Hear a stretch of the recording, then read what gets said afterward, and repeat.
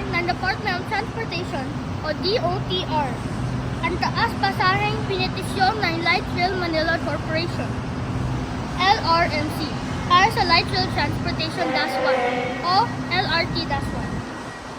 Ayon sa LRMC nitong Martes, Pebrero 18, natatanda umanong ipatupad sa Abril 2, 2025 ang revised fare matrix ng LRT-1.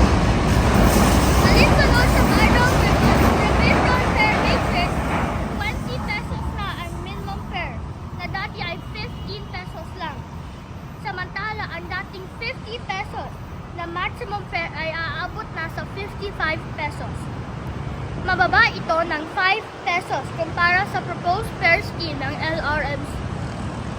Matatandaang noong Enero ay nagsagawa ang DOTR Rail Regulatory Unit, RRU, ng public hearing kaugnay sa naturang petisyon ng LRMC upang marinig ang panig ng iba't ibang stakeholders. Mahalaga ang balita na napili ko upang malaman ng mga tao ang inaasahang taas pasahe at maghigpit ng sikturon para meron silang sapat na pera para sa bagong revised fare matrix ng LRT-1. Salamat sa pakikinig ng balita ko at tandaan, Cloud Sun nagbabalita.